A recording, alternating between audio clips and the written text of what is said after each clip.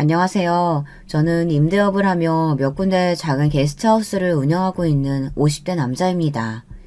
일종의 가업이라서 아버지께서 하던 일을 제가 도맡아서 하고 있죠. 아래 동생들은 머리가 좋아서 공부를 곧잘 했다 보니 다 그쪽으로 나갔고, 저는 공부와 연이 멀어서 어릴 때는 그저 사춘기를 핑계 삼아 사고나 치고 다녔습니다. 부모님께서는 저 때문에 속상했던 이야기를 다 하기 시작하면 천일도 부족하다고 하실 정도로 저는 망난이었죠. 그랬던 제가 군대를 다녀와서 뒤늦게 정신을 차리고 아버지 밑에서 바닥부터 하나씩 배워서 지금은 제가 다 맡아서 하고 있답니다. 지금의 아내와 만난 것은 아버지의 소개였습니다. 지인의 딸이라고 하면서 선이라도 보라고 하셨죠. 저는 이제 막 일에 재미를 느끼고 있었던 터라 내키지는 않았습니다. 솔직히 당시에는 연애라는 것에 신경 쓸 여력이 없었기 때문에 시큰둥한 마음으로 나갔어요. 그런데 딱 아내를 보는 순간 이 여자를 놓치면 평생 독신으로 살 수도 있겠다는 생각이 강하게 들더라고요. 네, 첫눈에 저는 무조건 아내와 결혼을 해야겠다 싶었습니다. 그래서 첫 만남에 대뜸 결혼식은 어느 계절이 좋으냐고 물었죠. 그때 아내가 저를 바라보던 눈빛이란 아내는 뭐 이런 미친놈이 있나 싶었다고 하더군요. 하지만 저는 그 이후로 끈질기가 아내에게 구혼을 했고 결국에는 결혼에 꼴이 날 수 있었죠. 아내에게는 남동생 둘과 여동생 하나가 있었는데 그 중에서도 막내인 여동생과는 나이 차이가 꽤 많이 났답니다. 제가 아내와 결혼할 때 막내 처제가 중학교에 입학할 정도였죠. 그러다 보니 제게 있어 처제는 큰딸 같은 느낌이 좀 있어요. 사연을 듣고 계시는 분들도 상상을 좀 해보세요. 이제 막 중학생이 된 처제가 형부라고 부르며 저를 따르는데 얼마나 귀엽겠습니까? 거기다 장인어른께서 일찍 돌아가셨기 때문에 맞사이인 제가 처제 학교 행사니 상담이니 이런 것까지 아내와 함께 다녀왔으니 저희에게는 큰딸이나 다름없었죠. 특히 고등학생이 되면서는 저희 집에서 학교를 다녔기 때문에 학교에서 늦게 마친다 싶으면 제가 학교 앞까지 부지런히 데리고 다니기도 했답니다. 요상한 친구들과 어울리지는 않을까, 누구한테 맞고 다니면 어쩌나, 정말이지 얼마나 제가 노심초다 했는데요. 특히 우리 부부 사이에는 아들만 셋이라 딸 키우는 재미 같은 게 좀 있었고요. 처제는 정말이지 누구에게나 사랑받고 그 받은 사랑만큼 타인에게도 베풀 줄 아는 그런 사람이랍니다. 손도 야무지고 자기 생각도 명확하고 특히 자신이 하고 있는 일에도 자부심과 보람을 느끼는 사람이죠. 거기다 어른들에게도 잘하고 다른 사람을 나쁘게 말하지도 않아요. 똑소리 난다는 말을 사람으로 만들면 딱 우리 처제랍니다. 팔이 안으로 너무 굽는 것이 아니냐고 하실 수도 있겠지만 실제로 처제를 본 사람들은 하나같이 참 사람이 좋다는 이야기를 많이 할 정도니 제 말이 과장이라고는 할 수 없을 거예요. 모든 것이 완벽한 우리 처제에게 딱 하나의 단점이 있다면 그것이 바로 사람 볼 줄 모른다는 것이죠. 그 놈펑이 같은 동서만 봐도 알 수 있답니다. 물론 지금은 깔끔하게 정리해서 과거에 인연이 되었지만 정말이지 그 인간을 생각하면 아직도 자다가 벌떡벌떡 일어날 정도예요. 우리 처제가 동서 때문에 마음고생도 많았고 울기도 많이 울었거든요. 처제는 동서 따위 이제 다 잊고 속 시원하다고 하지만 저는 그때 헤어지면서 더 복수를 해주지 못한 것이 아쉬움이 남는답니다. 지금까지 제 사연 들으신 분들이라면 제가 너무 과하게 생각하는 것은 아닌가 싶으실 수도 있겠죠. 하지만 우리 처제와 동서의 이야기를 듣고 나신 후에는 분명 제 마음에 공감하실 거라고 확신할 수 있답니다. 처제는 연애를 잘 못했어요. 그렇게 야무진 사람이 좋아하는 남자 앞에서는 아무 말도 못하고 이리저리 끌려다니기만 했죠. 그것 때문에 아내도 엄청 속상해했는데요.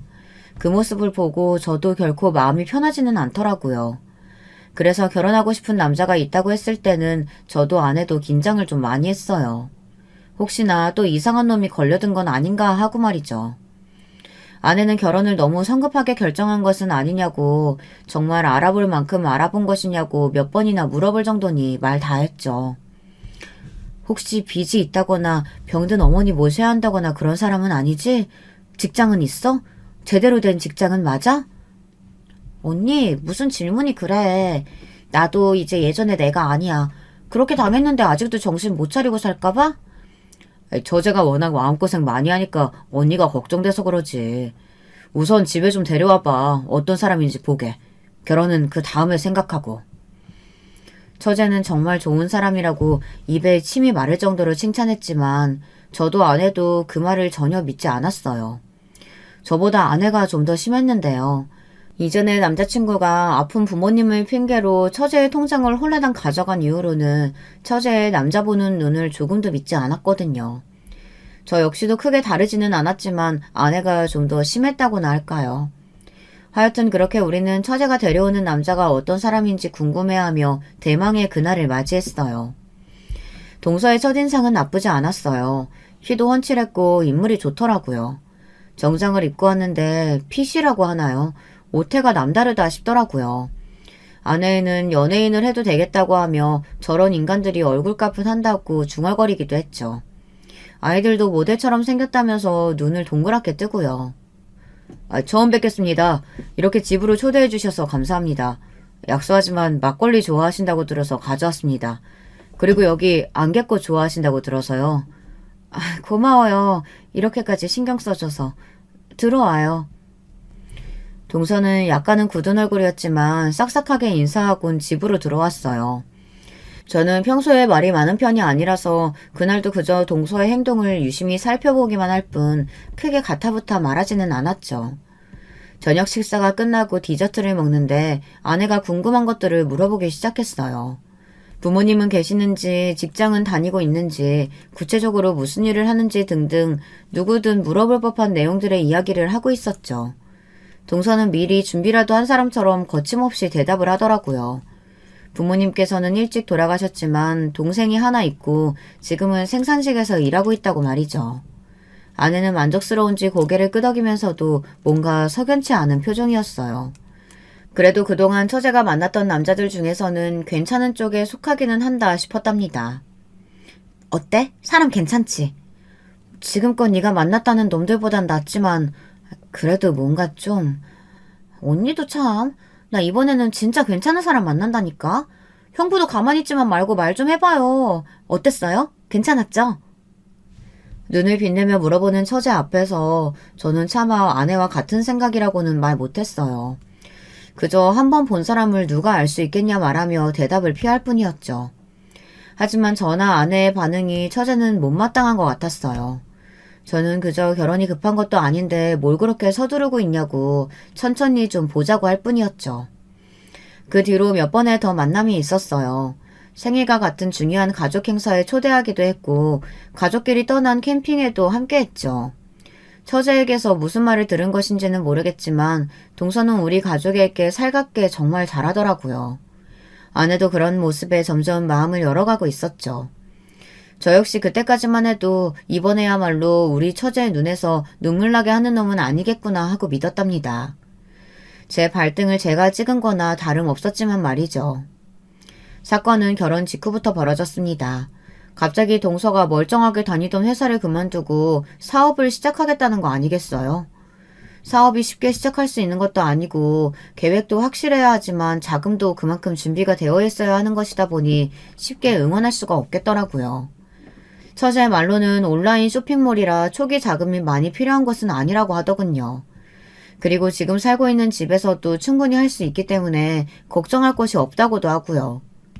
제가 구식이라서 그런 건진 몰라도 아무리 온라인 쇼핑몰이라고 해도 갑자기 준비된 것도 없이 덜컥 연다고 해서 일이 잘 풀린다는 보장은 없지 않겠습니까? 저는 동서의 그런 마인드를 조금 더 이해할 수가 없었어요. 그러니 좋은 말이 나오지는 않았고요. 구체적으로 어떤 일을 할 것인지, 그 쇼핑몰이라는 곳에서 무엇을 팔 것인지 생각은 다 해봤나? 경쟁력을 얼마나 갖출 수 있는지 계획은 세워봤고, 하루아침에 멀쩡하게 다니던 회사 그만두고 온라인 쇼핑몰을 하겠다는 말을 하려면 그 정도는 준비가 되어 있어야지. 오랫동안 고민했던 일입니다. 말씀처럼 온라인 쇼핑몰이 한두 군데도 아니니 당연히 힘들 수 있겠죠. 하지만 초기 자본이 많이 들어가는 것도 아니고 저도 하면서 이리저리 부딪혀 보다 보면 길이 생기지 않을까요? 하다 보면? 동서, 지금 동서가 어디 혼자야? 가족이 있는데 가족 생각은 전혀 안 하나? 어떻게 하다 보면이라는 소리를 할 수가 있어? 저는 동서의 그 어정쩡한 반응에 뚜껑이 확 열리는 것 같았습니다. 당연히 하다 보면 노하우가 생기겠죠. 그런데 그 하다 보면이라는 단계에 들어가기 전에 어느 정도 계획이 있어야 할 거 아니겠어요. 사연을 듣고 계시는 분들 중에서 쇼핑몰 운영하시는 분들도 계실 텐데 한번 물어보고 싶네요. 시작하실 때 그냥저냥 흘러가듯 일을 시작하셨냐고 말이죠. 제가 자신하건대 아마도 그렇다고 대답하시는 분들은 하나도 없을 겁니다. 준비를 하고 시작해도 쉬운 일이 아닌데 하면서 알아가겠다니 지금 생각해도 짜증이 확 올라오네요. 하여튼 제가 격하게 반대를 하고 나서자 아내도 거들며 정확한 계획을 세워서 오라고 했죠. 그렇게만 하오면 자금을 도와줄 수 있다고 하면서요. 아내의 말에 동서의 눈이 휘둥그레 하더니만 꼭 아내를 만족시킬 수 있는 계획서를 가져오겠다고 말했어요. 저는 그런 동서를 뒤로하고 처제에게 잘 생각하고 결정해야 한다고 말했죠. 그렇게 퇴사 사태가 벌어지고 6개월의 시간이 흘렀을까. 갑자기 동서가 퇴사를 하고는 사업을 하겠다고 하더군요. 저와 아내는 또 라는 생각으로 한숨을 쉬었죠. 하지만 이번에는 거창한 사업 계획서까지 가지고 와서는 고향 친구와 함께 선물 상자를 만들어 납품하는 일을 하겠다고 하더라고요. 갑자기 무슨 선물 상자를 만드냐고 생각했지만 동서는 진지하다고 하면서 사업 계획서를 꼭 봐달라고 하더라고요. 거기다 처제까지 설득당했는지 동서가 하고 싶은 대로 하게 두고 싶다고 했죠. 처제, 그게 무슨 말이야. 사업을 하게 두고 싶다니. 회사 일이 적성에 잘 안 맞나 봐요. 축 처진 어깨 보고 있는 것도 마음 쓰이고 쇼핑몰 같은 엉뚱한 것도 아니고 고향 친구랑 둘이서 계획서도 그럴듯하게 세웠더라고요. 거기다 상자 디자인이며 저도 도움이 될 수 있을 것 같아서요. 세상에 적성 맞는 일하는 사람이 몇이나 된다고. 어깨 좀 처진 거 가지고 그렇게 마음이 약해지면 어떻게 하자는 거야. 요즘 사람들 2년 3년 정도 일하면 일종의 병처럼 다른 일하고 싶어진다고 하던데 그것도 한때야. 한때라고 하고 넘기기에는 그이가 진짜 준비 많이 했어요. 여기저기 시장조사도 하러 다니고 상자 디자인도 막 생각해서 저한테 보여주고 하는데 이렇게 의욕 넘치게 일하는 모습 처음 봐서 좀 도와주고 싶어요. 저제는 정말 괜찮겠어? 저제 일도 힘들잖아. 그런데 선물 상자 디자인까지 해가면서.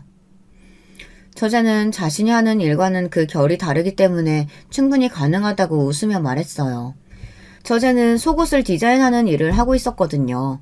아내는 차라리 처제가 사업을 하겠다고 하면 믿음직스럽기라도 하지 이게 다 무슨 일이냐며 걱정이 태산이었죠. 하지만 결국 처제의 부탁을 못 이기는 척 초기 자금을 보태라고 1,000만 원을 내어주기도 했죠. 초반에는 여기저기 영업도 열심히 하고 디자인도 고민해가며 열정적으로 일을 하는 것 같았어요. 우리가 괜한 걱정을 했구나 싶은 생각이 들었죠. 실제로 거래처도 꽤나 생긴 눈치였어요. 가족 모임에도 바쁘다고 얼굴을 잘 비추지 않았거든요. 아내와 저는 가족 모임에 혼자 온 처제를 바라보며 대박까지는 바라지 않는다고 하면서 앞으로도 지금처럼 꾸준하게 일할 수 있기만 바란다고 웃어넘겼죠. 그런데 그 열정은 딱 6개월을 가더군요. 하루는 처제가 한숨을 내쉬며 사업을 접기로 했다는 이야기를 하더라고요. 갑자기 그게 무슨 소리냐고 물었지만 이유는 좀처럼 말하지 않더군요. 아내도 놀라서 닥달하자 결국 처제는 처음에는 선물 상자나 종이 가방이 잘 팔렸는데 언제부터인가 영업이 끊기더니 결국에는 적자만 이어진다고 고백했습니다. 그러다 보니 동서가 의욕을 잃었고 회사도 제대로 나가지 않는다고 말이죠. 기가 찼죠. 그럼 사업을 시작하자마자 술술 풀릴 것이라고 기대를 했다는 말인가 싶었어요. 동업자도 동서의 그런 모습에 치를 떨며 사업에서 손을 떼고 싶다고 말했다더군요. 저는 당장 동서를 집으로 불러서 이게 다 무슨 일이냐고 물었어요. 동서는 머뭇머뭇거리면서 아무래도 자기가 계획을 세운 것과는 다르게 흘러가기 시작하더니 걷잡을 수 없이 사태가 변해갔다고 말했죠. 무슨 계획을 어떻게 세웠는지 모르겠지만 고작 6개월 일했으면서 뭐 그리 드라마틱한 변화를 바란 거야. 그럼 갑자기 대박이라도 터질 거라고 생각했나? 그랬어?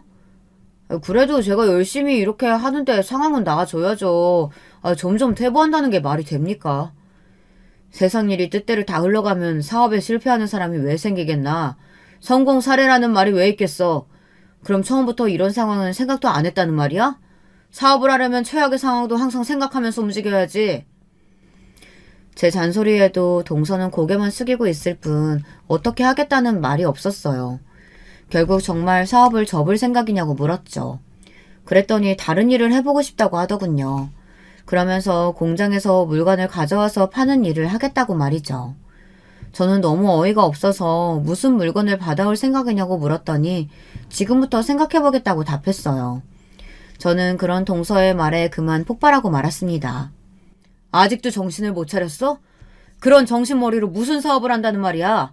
다 필요 없으니까 전부 정리하고 취직이나 해. 그저 달마다 월급 따박따박 받을 수 있는 그런 곳으로. 딱 그런 곳이 자네한테 맞을 테니까.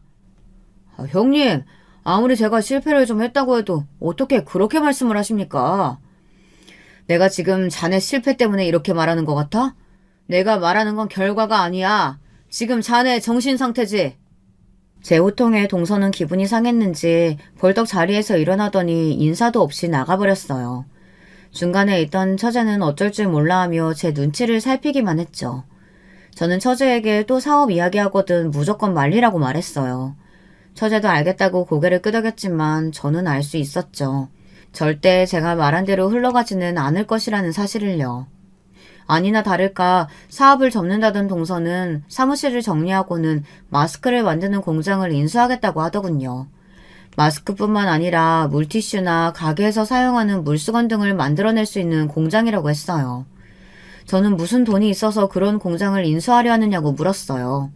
아내가 한숨을 내쉬더니 처제 이름으로 대출을 알아보는 중이라고 했습니다.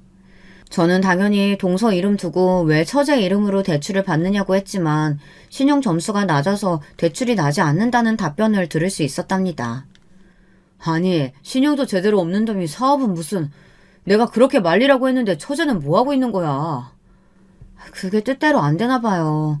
아주 막무가내로 나오는 모양인데 진짜 이러다 막내 빚더미에 올라오는 거 아니겠죠?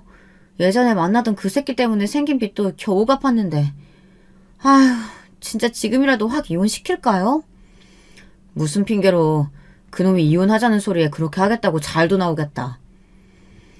저와 아내는 땅이 꺼져라 한숨만 내쉴 뿐 뾰족한 수는 없었어요. 저는 며칠을 고민하다 결국은 처제를 불렀죠. 처제는 죄인처럼 고개를 푹 숙이고는 아무 말도 않더군요. 저는 그런 처제에게 대출을 받으려는 금액이 담긴 통장과 서류를 내밀었어요. 통장을 확인한 처제는 동그랗게 눈을 뜨고는 이게 다 무슨 돈이냐고 물었죠. 저는 당연히 빌려주는 것이며 이자는 1%로 하겠다고 말했어요. 처제의 눈에는 금세 눈물이 차올랐죠. 저는 그런 처제에게 휴지를 건네주면서 사무실로 쓸만한 건물도 하나 보여주었어요. 때마침 동서가 생각하는 공장과 멀지 않은 곳에 건물이 하나 나와 있더라고요. 저는 처제에게 절대로 제가 빌려줬다는 소리는 하지 말라고 신신당부를 했어요. 제가 이 정도의 돈을 굴릴 수 있는 사람이란 것을 동서가 알면 지금보다 더 터무니없는 짓을 저지를 것 같았거든요. 처제는 절대 말하지 않겠다는 약속과 함께 이번에는 무슨 일이 있어도 중간에 그만두지 않도록 하겠다고 다짐을 하고 갔어요. 하지만 사람의 본성이 어디 갑니까? 저는 처제의 약속처럼 흘러갈 것이라고는 조금도 생각하지 않았어요. 그래서 이왕 도와주는 김에 자리는 잡을 수 있도록 해야겠다 싶었죠. 자리를 잡고 나면 나중에 나가 떨어지는 행동은 하지 않을 거라고 기대하기도 했고요. 우선은 제가 운영하는 게스트하우스에 배치되는 물건들은 전부 다 동서를 통하기로 했어요. 그리고 관리하는 건물에 새들어 있는 가게들에게도 필요한 물건을 동서에게 주문할 수 있도록 거래를 터주었죠. 물론 그 부탁을 하면서 월세를 낮춰주기도 했고요.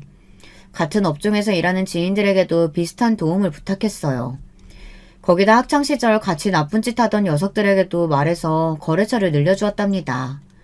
나름 암암리에 부지런히 움직였던 것이 도움이 된 것인지 동서의 회사는 금방 자리를 잡더라고요. 물론 동서는 자신이 잘해서라고 생각하고 있었지만요. 아내는 제가 너무 무리하는 것은 아닌가 걱정했어요. 과거의 인연까지 소환해서 도움을 줄 것이라고는 생각도 못했던 탓이겠죠. 하지만 그보다는 혹시나 그 인연이 제게 나쁜 영향이라도 주면 어떻게 하나 싶어 걱정을 하는 것이 눈에 보였답니다. 저는 절대로 예전처럼 살지는 않을 테니 걱정하지 말라고 하며 아내를 다독여 주었습니다. 그렇게 시간은 1년이 흘렀습니다. 처제는 한층 밝아진 얼굴이었죠.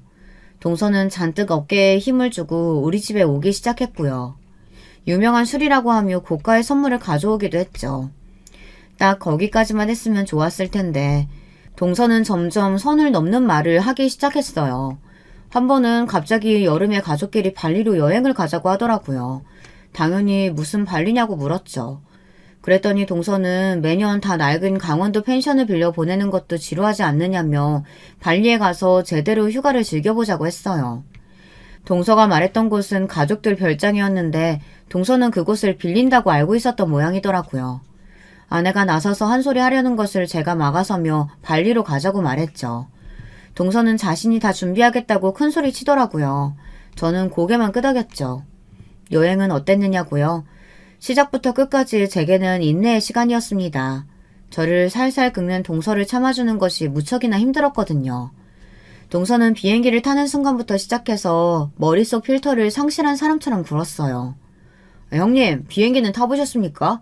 제가 특별히 비즈니스석으로 준비했는데 아마 이런 비행기는 형님 평생의 처음이자 마지막이 될 정도일 겁니다. 저 정도 되니까 이렇게 가족들 다 비즈니스를 준비했지 형님이었으면 어림도 없죠. 여보, 제발 그만 좀 해. 진짜 왜 이래? 왜? 내가 없는 말 했어? 그리고 이번에 잡은 숙소도 또 예술인데요. 형님도 잘 봐주셨다가 그 게스트하우스 인테리어 좀 고쳐보세요. 젊은 애들이 모일 수 있는 그런 주제가 있어야죠. 그렇게 했다가는 금방 망하십니다. 제가 손 좀 봐드려요? 말은 고맙지만 내가 충분히 알아서 잘하고 있으니까 자네는 자네 걱정만 하게. 동서는 이렇게 승승장구하고 있는데 걱정할 일이 뭐가 있겠느냐고 말하며 자기 도움이 필요하면 주저없이 말하라고 하더군요. 저는 알겠다고 짧게 대답하고는 여행 내내 되도록 동서와는 길게 말을 섞지 않겠다는 다짐을 했죠. 하지만 동서는 잠시도 쉬지를 않더군요. 가족여행인지 저한테 자랑하기 위한 여행인지 혼란이 올 정도였어요. 이름이 있는 와인을 권하며 싸구려와 막걸리는 그만 마시고 이런 고급스러움을 좀 배워보라고 말하질 않나. 저녁 식사를 먹으면서도 엄청 유명한 셰프가 요리하는 곳이며 양이 좀 적게 나오더라도 이해하라고 하더군요. 무식하게 먹어대지 말라는 말도 함께 말이죠. 아내는 몇 번이나 제 눈치를 보면서 불안해했고 아이들은 자기들끼리 이모부가 좀 이상하다고 중얼거렸어요. 저는 그래도 좋은 곳에 왔는데 싸우고 싶지 않아 꾹꾹 눌러 참았죠. 하지만 동서는 그런 제 모습을 다르게 오해하는 것 같았어요. 제가 자기 앞에서 길을 못 편다고 말이죠. 한국으로 돌아오자 동서의 선을 넘는 행동은 더 심각해지면 심각해졌지 나아지지는 않았어요. 하루는 처제 생일을 맞이해서 다 함께 저녁을 먹기로 했죠. 동서가 근사한 레스토랑을 예약했다고 나섰지만 아내가 생일에는 미역국을 먹어야 한다며 단호하게 집에서 먹자고 하더군요. 동서는 입이 한 발을 빼고는 마지못해 참석했답니다. 초반 식사 시간은 그래도 괜찮았어요. 아이들도 이모에게 선물하겠다고 자기들끼리 돈을 모아서 스마트워치를 준비했더라고요. 고가의 물건인데 용케 자기들끼리 돈을 모았구나 싶었죠. 저 역시 아내와 함께 처제가 좋아하는 브랜드의 가방과 스카프를 선물로 주었어요. 동서는 슬쩍 보더니만 고작 이런 것을 선물로 주느냐고 하더라고요. 그 한마디가 화기애애하던 식탁의 분위기를 단박에 바꿔버렸죠. 동서는 자기는 더한 것도 준비했다고 하며 100만원 수표를 떡하니 5장 내밀더라고요. 솔직히 놀라기는 했습니다.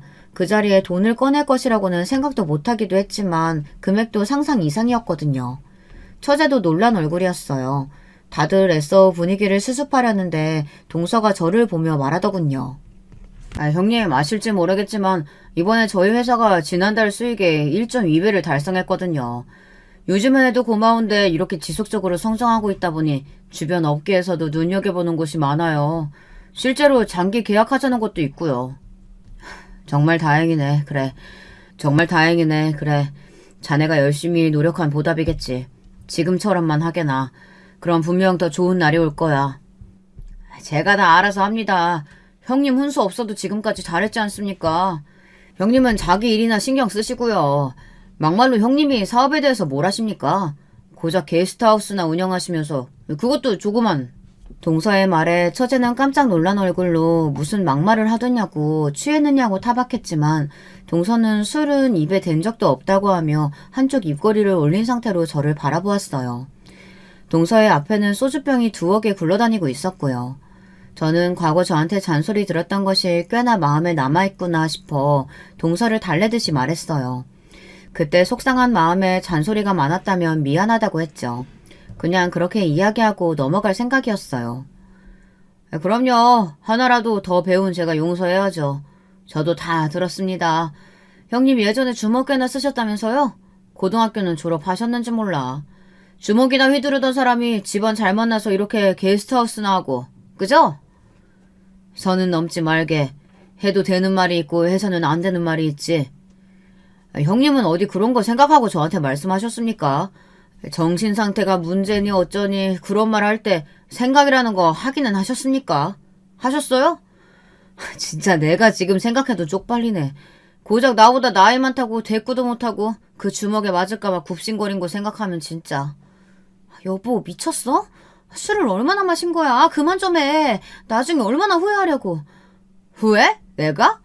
번듯하게 성공한 내가 후회할 일이 뭐가 있어. 당신이야말로 나한테 잘해. 나중에 쫓겨나지 말고. 당신이 나 하는 일에 도움이 눈꼽만큼이라도 돼야지 말이지. 나 돕겠다는 사람이 옆에 널리고 널렸는데 내가 왜 당신이랑 살겠어? 저에 대해서 막말하는 것은 그래 서운한 것이 많다 보니 술김에 터뜨렸나 보다 싶었지만 처제를 향해서 몹쓸 말을 하는 모습에 저는 벌떡 몸을 일으켰어요. 깜짝 놀란 아이들이 제 팔을 한쪽씩 붙들고는 이모부가 취해서 하는 말에 뭐하러 반응하느냐며 저더러 참으라고 했죠. 처제는 동서를 부축해서는 당장 일어나자고 말했고요. 아내는 그런 처제를 도와주면서 저더러 술지정하는 소리에 뭐하러 반응하느냐고 핀잔을 주었어요. 하지만 그렇게 말하는 아내의 표정도 딱딱하게 굳어 있었죠. 다음날 동서는 자신이 실수했다며 바로 연락이 왔어요. 본심이 아니었다고 말하면서 앞으로는 술을 끊겠다고 다소 과장된 소리도 하더군요. 저는 알겠다고는 했지만 동서의 마지막 말이 자꾸만 머릿속에 남았어요. 술지정이라고 넘기기에는 석연치 않은 구석이 있었거든요. 하지만 처제까지 나서서 미안하다고 나오니 더 이상은 꼬투리 잡는 것 같아 다 잊었다고 말하기는 했답니다. 하지만 제 불안은 곧 현실이 되었어요. 처제는 아이가 생기지 않아 걱정을 많이 하고 있었는데요. 동서와 함께 불임센터에 가보고 싶었지만 동서가 완강하게 거부하는 바람에 혼자 가기 무서워서 아내와 함께 다녀왔죠. 별다른 문제는 없다고 하더라고요. 불임이나 난임의 요소는 보이지 않는다고 말이죠. 처제는 다행이라고 하면서도 어두워진 얼굴이 좀처럼 밝아지지 않았어요. 처제가 가고 나서 아내가 걱정스러운 얼투로 제게 말하더군요. 사실 동서가 최근 들어 출장이 잦다고 말이죠. 바람이라도 난 것은 아닌가 싶어서 비서한테 슬쩍 물어보면 거래처 영업을 직접 다니는 것이 확실하다고 하더라고요. 실적을 그만큼 쌓고 있다고 말이죠. 아내는 처제가 혼자서 소가리하는 모습에 마음이 쓰인다고 하더니 한 며칠을 우리 집에서 보내게 하고 싶다고 하더군요. 저는 당연히 환영이었죠. 그리고 무슨 일이 있는지 알아볼 테니 너무 걱정하지 말라는 말로 아내를 달래주었답니다. 사실 이때까지만 해도 무슨 일이 있을까 했어요. 그저 돈 버는 일에 재미를 좀 들였나 보다 했죠. 과거에 했던 말이 떠오르기는 했지만 저는 동서를 믿었습니다. 적어도 처제에게만큼은 상처를 주지 않을 것이라고 말이죠. 아마 사연을 들으시는 분들은 무슨 근거로 믿을 수 있느냐고 한심해하실 수도 있겠죠. 저도 지금 생각하면 근거도 없이 바보 같은 짓을 했구나 싶거든요. 저도 이런데 듣는 분들은 오죽하시겠습니까? 제가 진실을 알게 된 것은 처제가 독감을 핑계로 우리 집에서 지내고 있을 때였어요. 나름 그 지역에서는 고급으로 분류되는 술집을 운영하는 친구가 사진 하나를 보내주었죠. 동서 아니냐며 말이죠. 흐릿한 사진이긴 했지만 저는 동서를 단박에 알아볼 수 있었어요. 하지만 제 시선은 동서의 곁에 앉은 숱한 여자들과 또래로 보이는 남자들의 모습을 훑고 있었어요. 저는 친구에게 당장 좀 만나자고 하곤 어떻게 된 사진이냐고 물었어요. 그 꼬맹이 남편 맞지? 왜 너 결혼할 때 재수씨 옆에 있던. 형수님이겠지. 하여튼 그래. 우리 막내 처제 남편이야. 이 녀석이랑 같이 있는 사람은 누군데? 너희 가게 사람들이야? 아니 같이 들어온 인간들인데 아이씨 너 이렇게 얽히는 꼴 보기 싫어서 말 안 하려고 했는데 좀 수상쩍어서 그 같이 있는 새끼 우리 동네에서 유명해 약쟁이로 여기저기 약 공급하는 놈인데 꼬리가 좀처럼 잘 밟히질 않거든. 저는 머리를 세게 한 대 맞은 기분이었어요. 담배도 안 피운다고 들었기에 충격은 더했죠. 하지만 거기서 끝이 아니었어요. 옆에 앉은 여자 한 명을 찍어주더니 아무래도 보통 사이가 아닌 것 같다고 말했죠. 그러면서 두 인간이 키스하는 사진을 보여주었어요. 그것도 화장실에서 말이죠. 저는 입이 떡하니 벌어졌어요. 독감으로 힘들어하는 처제의 얼굴이 머릿속에 몇 번이나 스쳐 지나갔죠. 저는 온몸을 부르르 떨며 절대 용서할 수 없다고 말하고는 벌떡 자리에서 일어났어요. 그런 저를 친구가 붙들고는 진정 좀 하라고 하더니 아직 할 말이 더 남았다고 하더군요. 아니 여기까지 왔는데 무슨 할 말이 더 남았느냐고 물었더니 이번에는 장부를 하나 보여주더군요. 저는 외상장부인가 했어요. 그런데 그것도 아니었죠. 이게 다 뭐냐? 이 숫자들은 다 뭐고? 내가 진짜 이 말까지는 안 하려고 했는데 그 새끼 여기저기 뒷돈 받아가면서 물건 가지고 장난 좀 치고 있어. 다들 네 소개라서 말도 못하고 끙끙거리는데 이번 기회에 내가 좀 나서기로 했다. 웃돈을 더 주면 제대로 된 물건 주고 안 그러면 불량품 끼워서 팔아치우고 있어. 임마, 그럼 당장 거래를 끊어야지. 무슨 약점이라도 잡혔어? 왜 그러고 있어? 말했잖아. 다 너한테 신세진 녀석들이라 뭐라 말도 못한다고. 근데 이 새끼가 뭘 눈치챈 건지 우리한테만 이러는 것 같아. 우리들. 저는 친구가 말하는 우리들의 의미를 단박에 이해했어요. 저랑 같이 어울려 다녔던 친구들의 영업장을 말하는 것이었죠. 다들 과거 청산하고 성실하게 살아가는 친구들이었는데 괜히 제가 부담을 준 것 같아 미안해 어쩔 줄을 모르겠더군요. 저는 당장 거래처를 바꾸라고 말하고는 손해본 것은 제가 다 부담하겠다고 말했어요. 친구는 다들 돈이 궁해서 하는 말이 아니라고 하면서 괜히 제가 나중에 당할까봐 그렇다고 했죠. 저는 친구에게 사과하고는 그 길로 동서를 찾아갔습니다. 동서의 회사는 1년 전과는 완전히 달라졌습니다. 처음 매입했을 때의 모습은 상상이 되지 않을 정도였죠. 입구부터 아주 잔뜩 돈을 바른 흔적이 역력했어요. 좋은 마음으로 온 것이 아니다 보니 입구에 있는 것들 하나하나가 다 돈지랄 한 것으로밖에 보이지 않았답니다. 동서를 찾아왔다고 말하자 안내데스크에 있던 직원이 저를 위아래로 훑어보더군요. 급하게 나오긴 했지만 그래도 평소 임대 건물을 돌아보던 정장을 챙겨 입고 있었던 저는 이상한 기분이 들었지만 잠자코 있었습니다. 사장님께서는 지금 손님 만날 상황이 아니신데 이름과 연락처 남겨주시면 추후 다시 약속 잡을 수 있도록 하겠습니다. 그럴 필요 없어요. 가족이거든요. 동서 보러 왔습니다. 안내데스크 직원은 가족이란 말에 눈을 동그랗게 뜨고는 허둥거리며 어디론가 전화를 걸었어요. 그러면서도 자꾸만 저를 힐끔거렸죠. 몇 분 뒤 동서가 빠른 걸음으로 나오더군요. 그리고는 제게 인사도 하지 않고 제 팔을 끌고는 밖으로 나가려고 했어요. 저는 꿋꿋하게 그 자리에 서서 이게 무슨 행동이냐고 물었죠. 동서는 속삭이에 든 낮은 목소리로 빠르게 말했어요. 형님, 여기가 어디라고 그런 거짓골로 오십니까? 진짜 제 체면도 있지 너무하십니다. 뭐? 거짓골?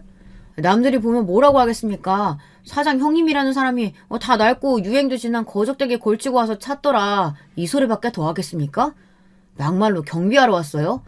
짜증나게 좀 하지 말고 나가자고요. 왜 연락도 안 하고 나타나서는. 저는 그런 동서의 팔을 뿌리치고는 방금 한 말을 다시 해보라고 말했어요. 저의 분위기가 심상치 않게 흘러가자 동서는 미간에 주름을 잡으며 넥타이를 거치게 풀곤 알 수 없는 말들을 중얼거렸어요. 자세하게 듣지는 못했지만 욕이 중간중간 들리더군요. 저는 좀 더 큰 소리로 다시 말해보라고 했어요. 이래서 무식하게 주먹이나 휘두르는 인간이랑은 상종하지 말라는 말이 괜히 있는 게 아니었어. 왜요? 한 대 치시려고요? 치세요. 누가 손해인데요? 내가 무슨 짓 할 줄 알고 이렇게 큰 소린가? 자네, 내가 가진 것이 뭔 줄 알고? 와, 이제는 주먹 대신 모르고 주려고요? 마음대로 해보세요. 형님이 아무리 날뛰어봤자 타격이랑은 눈꼽만큼도 없을 테니까. 자꾸 이렇게 저 자극하시면 손해보는 건 제가 아닐 테니까 각오 좀 하시고요.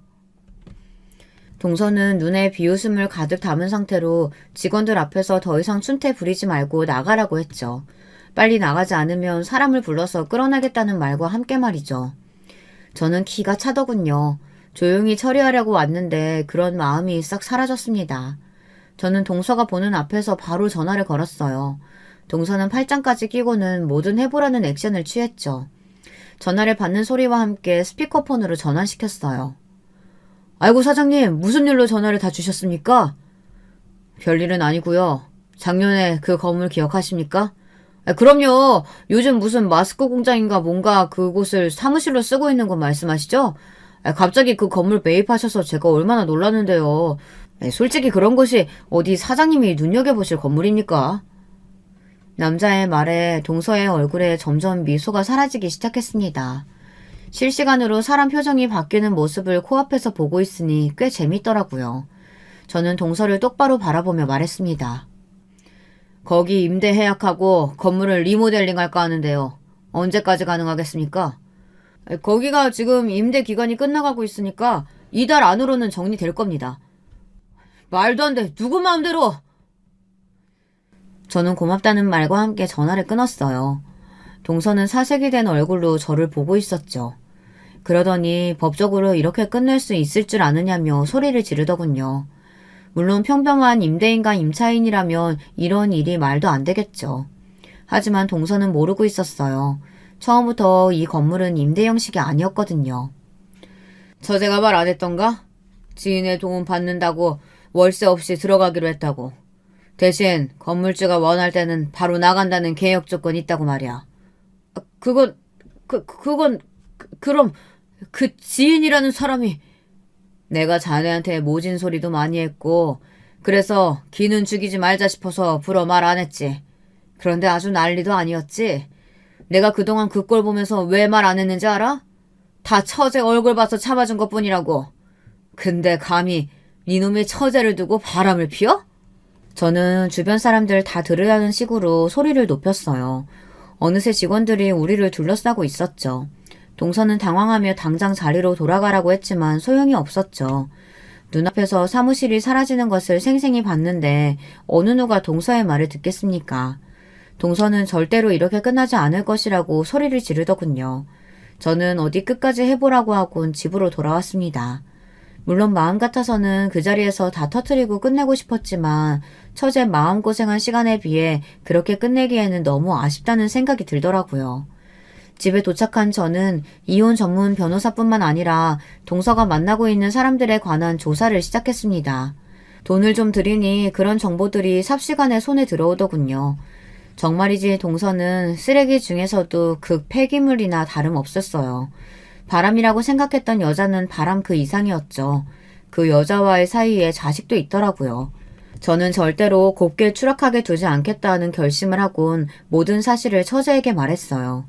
처음에는 믿지 못하던 처제도 증거 앞에서는 더 이상 우기지 못했죠. 처제는 소리도 내지 못하고 그렇게 한참을 바닥에 엎드려서 울었어요. 아내와 저도 함께 울었습니다. 하지만 운다고 해서 해결되는 것은 없잖아요. 저는 처제에게 이혼은 물론 위자료도 받아내야 한다고 말했어요. 처제는 아무런 답이 없었죠. 저는 힘든 일은 다 제게 맡기고 처제는 그저 이 집에서 기다리기만 하면 된다고 말했어요. 절대로 동서와는 연락도 주고받지 말라고 했죠. 아내는 자기가 책임지고 지킬 테니 무조건 깔끔하게 정리해달라고 했고요. 그 뒤로 제가 한 일이라고는 하나였죠. 무조건 그놈을 망하게 하는 것. 저는 처음에 거래를 부탁했던 지인들을 찾아가 다른 문제는 없는지 확인했어요. 아니나 다를까 다들 엉망인 제품을 받고 한숨만 쉬고 있더군요. 계약이 만료되는 것은 순식간의 일이었죠. 특히 같은 숙박업을 운영하는 사람들은 꽤나 큰 고객들이라 떨어져 나가는데 사업이 휘청거릴 정도의 타격을 받을 수밖에 없었죠. 그러니 어디 버틸 재간이 있겠습니까? 물론 중도의 계약을 파기하는 것이라 위약금이 있었습니다. 하지만 그것도 걱정할 것이 없는 것이 그동안 멀쩡한 제품을 넣은 것이 아니지 않습니까? 저는 피해를 본 거래처를 돌면서 위약금을 내는 대신 고소장을 보낼 수 있도록 법적인 도움까지도 아끼지 않았습니다. 그 사이 동서는 이 모든 일을 막아보려고 했지만 당연히 할 수 없었죠. 모든 일을 다 처리하고 일주일이 지났나 동서가 저를 찾아왔어요. 저더러 거짓골을 하고 찾아왔다고 화를 내더니만 본인이 진짜 거짓골을 한 상태였죠. 저는 무슨 일로 찾아왔냐고 물었습니다. 아무것도 모르는 것처럼 말이죠. 동서는 다짜고짜 제 앞에 머리를 조아리며 살려달라고 말했어요. 살려달라니? 남들이 보면 내가 자네한테 몹쓸 짓이라도 한 줄 알겠어. 나는 그저 도와줬던 것을 정리했을 뿐인데 말이야. 그렇게 잘난 사람이라면 이제는 내 도움 없이도 스스로 꾸려가야지. 안 그래? 형님, 제가 진짜 미쳤었나 봅니다. 앞으로 진짜 잘하겠습니다. 한 번만 살려주시면 제가 와이프한테도 잘하고 형님께도. 아니, 그럴 필요 없어. 자네는 잘할 필요 없네. 앞으로 남이 될 사이인데 뭘 잘한다고 그러나? 저는 동서에게 준비된 이혼 서류를 내밀며 사인을 하라고 말했어요. 동서는 절대 이혼은 못한다며 버티더군요. 우리 처제를 사랑한다는 말도 안 되는 소리를 하면서 말이죠. 저는 너무 어이가 없어서 아이와 아이 엄마는 어쩌고 그런 말을 하느냐고 했죠. 그랬더니 동서는 자기 아이가 아니라고 딱 잡아떼고는 그 여자도 스토커일 뿐 절대 불륜관계가 아니라고 답했습니다.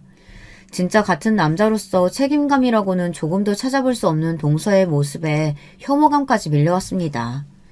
아니 적어도 자기 자식이 있는데 어떻게 저런 말을 할 수 있나 싶더라고요. 인간 되기는 틀렸다고 생각했지만 지금 보니 금수보다도 못한 놈이구나 싶었답니다. 그런 건 내 알 바 아니고 그냥 얌전히 사인하지 그래. 더 큰일 터지기 전에 말이지. 자네 그 더러운 입에 자꾸 우리 처제 이름 오르면 내가 여기서 멈추지 못할 것 같거든. 형님 진짜 믿어주세요. 저 열심히. 사인할 생각 없으면 꺼져. 형님 3번의 기회는 주셔야죠. 제가 바람을 피운 건 맞지만 그렇다고 와이프한테 못한 것도 아니지 않습니까? 기념일 잊지도 않았고 선물도 항상 챙겼다고요. 저만큼 와이프한테 잘하는 남자도 없습니다. 그러니까 그 점을 생각해서라도. 저는 더 이상 듣고 있다가는 귀가 썩지 않을까 싶은 생각이 들어 사람을 불러서는 당장에 끌어내라고 말했어요. 동서는 마지막까지 발버둥을 치더군요. 그렇게 쫓겨난 동서는 우리 집까지 찾아가서 문 앞에서 처제를 목 놓아 부르며 용서해달라고 했어요. 아마 처제라면 마음을 돌릴 수 있을 거라고 여긴 것 같았죠. 하지만 처제는 동서의 목소리만 들어도 부르르 떨면서 힘들어했어요. 그리고 그런 모습을 보고 있던 저는 아껴두었던 마지막 카드를 빼들었습니다. 검찰에 동서를 신고했죠. 회사 돈을 마음대로 쓴 것은 물론 불량품을 납품한 것까지 빼곡하게 적은 신고장을 넘겨주었어요. 혹시나 이 정도로는 그냥 벌금으로 끝날까 싶어서 친구에게 받은 정보까지도 넘겼죠. 약쟁이와의 연관성까지도 슬쩍 흘렸더니 반응이 바로 오더군요. 동서의 구속영장 발부 소식은 금방 알려졌습니다. 당연히 회사는 공중분해될 위기에 빠졌고요. 다들 제가 공장까지 밀어버릴 것이라고 생각하는 것 같았어요. 그리 큰 회사는 아니었지만 저는 전혀 그럴 마음이 없었답니다. 거기서 일하는 사람이 무슨 죄가 있겠어요. 그저 자신이 할 수 있는 일을 묵묵하게 했던 사람들인데 고작 동서 하나 때문에 길거리로 내보낼 필요가 있겠습니까? 대신 저는 공장의 기계를 바꿀 뿐만 아니라 몇 가지 더 들여놓은 것으로 새로운 공장을 열 수 있도록 했죠. 직원들도 대부분 그대로 일하게 했고요. 그리고 그 공장과 사무실을 고스란히 처제에게 주었습니다. 동서와의 일이 상처가 되었던 처제는 좀처럼 기운을 차리지 못했어요. 의욕이 없다고나 할까요? 다니던 회사도 결국은 그만두고 집에만 있으려고 하는 처제를 끌고 회사를 찾아갔습니다. 처음 공장으로 왔을 때는 처제도 아내도 안색이 어두웠어요. 잊고 싶은 기억의 장소로 제가 데려왔으니 말이죠. 그런 두 사람의 표정은 금방 놀람으로 바뀌었어요. 평소에 큰 소리 내지 않던 아내도 깜짝 놀라더군요. 마스크를 만들어내던 작은 공장은 다른 기계들까지 들여서 소규모 의료 공장이 되었거든요. 앞으로 처제가 디자인하는 옷들이 만들어질 그런 공장 말이죠. 형부, 이게 다 뭐예요? 저 같은 사람이 뭐가 예쁘다고 형부랑 언니 힘들게만 했는데. 처제는 눈물까지 뚝뚝 흘리며 자신이 밉지 않느냐고 했어요. 바보같이 남자한테 속아서 겪지 않아도 될 일까지 겪게 만들었는데 자기라면 미울 것 같다고 했죠. 저는 그런 처제의 어깨를 토닥이며 처제의 잘못도 아닌데 왜 처제를 미워해야 하느냐며 대답했습니다. 제 눈에는 아직도 막 중학교에 입학한 모습 그대로이며 평생 그럴 것이라고도 말이죠. 제 말에 아내도 처제도 펑펑 눈물을 흘렸습니다. 이렇게 모든 일이 정리되는 것 같았습니다. 하지만 딱 하나 해결되지 않은 문제가 있었어요. 동서가 자취를 감춘 것인지 잡혔다는 소식이 들리지 않았죠. 아직 이혼 서류를 마무리하지 않은 상황에서 연락이 끊겼으니 이걸 어떻게 해야 하나 걱정이 되었거든요. 그런데 그것도 오래가지는 못했어요. 동서와 불륜관계를 맺고 자식까지 낳아 키우던 여자가 자기 손으로 동서를 신고했거든요. 뻔한 일 아니겠습니까? 동서가 사장 소리 들을 때는 그래도 떨어질 떡고물이 있으니 잘해줬겠지만 아무것도 남지 않은 도망자 신세의 남자를 그 여자가 받아줄 리가 있겠습니까? 덕분에 이혼 절차도 손쉽게 밟았죠. 끝까지 이혼은 못한다고 버티던 동서도 결국에는 다 포기하고 사인을 하더군요. 그 와중에도 이혼 서류 사인을 거래로 삼아 형은 피하게 해달라고 하는데 정말이지 어처구니가 없었죠. 저는 지인들의 손해배상 고소는 막아주겠다고 했습니다.